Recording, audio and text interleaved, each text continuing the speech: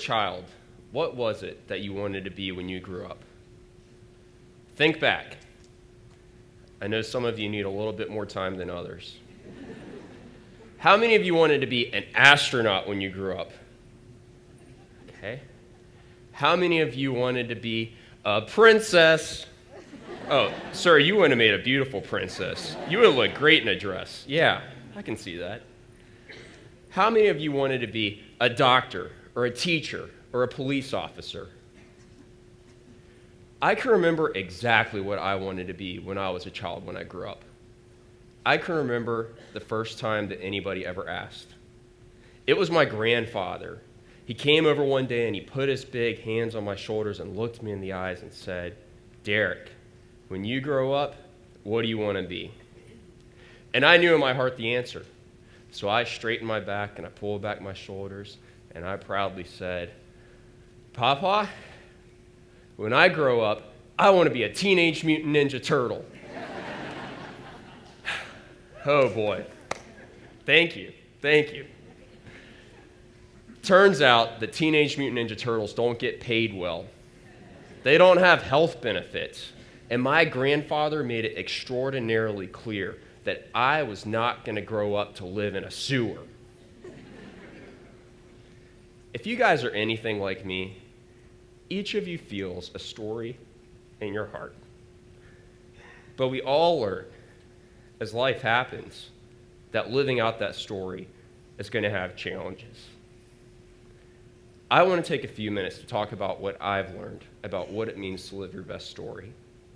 And in all humility, I want to show you that every great story has obstacles, that there will always be good reasons to avoid obstacles, and then together, how every single person listening to this can overcome them. For me, the challenge was I wanted to live a meaningful life, but I had no idea where to start. I graduated from Furman University, and then I spent several months working at a school for orphans in Kenya. And there, I felt a disconnect between those that want to help and those that they're trying to help. And I learned the more I can empathize with others and truly take the time to walk in their shoes, the better chance that I have of understanding and solving their problems. As I thought about it, I realized that the same disconnect existed with the population where I was from, and that was severely low-income workers. And then I realized, logically, if I wanted to empathize with them and truly understand what it was like to walk in their shoes, that I should live with them in a homeless shelter. Now, my grandfather was not the first person I wanted to tell about my great idea. So I tried to find meaning in other places. I applied to 7 graduate schools, but guess what they said, gang? No. I applied to AmeriCorps, but guess what they said? No. This I actually thought was clever. I started asking girls on dates. I thought if I get a girlfriend, that's a responsible reason not to move into a homeless shelter. Now, my mother reminds me and all of her friends on social media what a great catch I am. And I know that all of you think I'm a great catch, especially this section. But I couldn't find any takers. So I moved into a homeless shelter, and it radically changed my life. There I met John, who grew up in an upper-class family but lost his father at an early age. John's mother just didn't want to lose him too, but she held him too close. And as John grew, he never learned to do things for himself. By the age of 30, he was addicted to drugs and alcohol. And by the age of 40, he was living in a homeless shelter. But here's the thing. Despite John's obstacles, he still had dreams. He wanted to go back to school. He wanted to start a family. He wanted to begin a career. The truth is, all of us listening to this can relate to John in some way because each of us has an obstacle in our story. Maybe it's one that you've gone through, that you're going through, or that you will be going through. Or maybe you're like me and you're looking for meaning and purpose. Maybe it's a financial one. You're not sure how you're going to pay your bills. Maybe it's a relationship that's slowly disintegrated or suddenly fallen apart. Maybe it's your health, or maybe it's a professional failure, and you're just not where you thought you would be at this stage. And I want to encourage you, because I know with all my heart that every great story has obstacles. And I know that this, today, right now, could be the beginning of a truly great story. You know, it's peculiar, though. We all want to live meaningful stories with our lives. And each of us knows that great stories requires great obstacles. Because most of us will spend our entire lives trying to avoid them. Let me tell you how I did it. So, from living in the homeless shelter, I noticed that these guys were working day labor, which contracts your work out for $13 an hour and then pays back minimum wage, which is $7.25. And I began to work day labor with them. And I noticed a problem. While some workers just want to get their money for the night, others like John honestly and sincerely want to get ahead.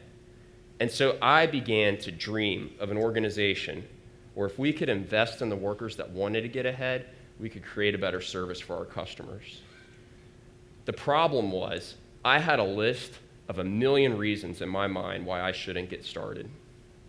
John held me accountable, though.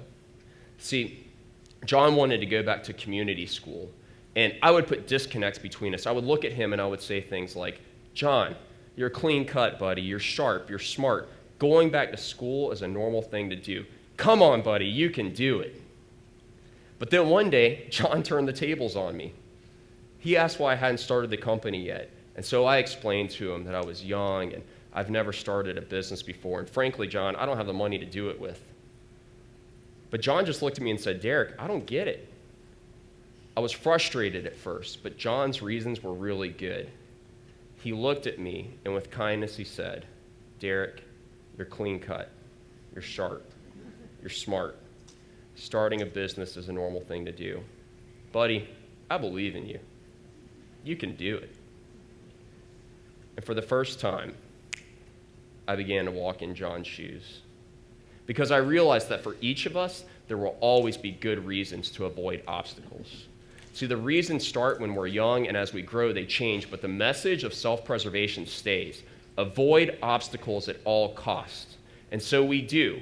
We tell ourselves and each other things like, it's not the right time, it's too difficult, how will this pay for my mortgage, how will this fund my retirement, and above all else, what will other people think of me?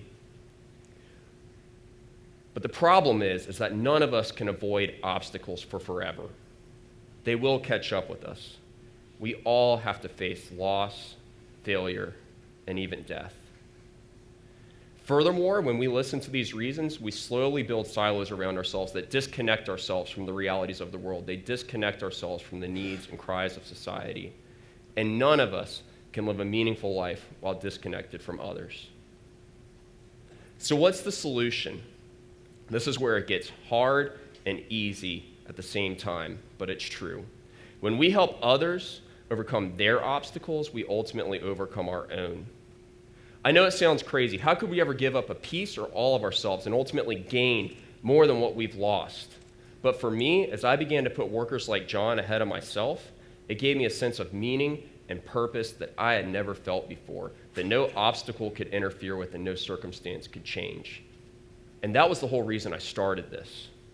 After 18 months, John became our first employee, and today we invest in more than 100 workers' lives on a daily basis. Last year, more than 30 of them found permanent positions through our company with our customers. And our dream is to replicate this across the country.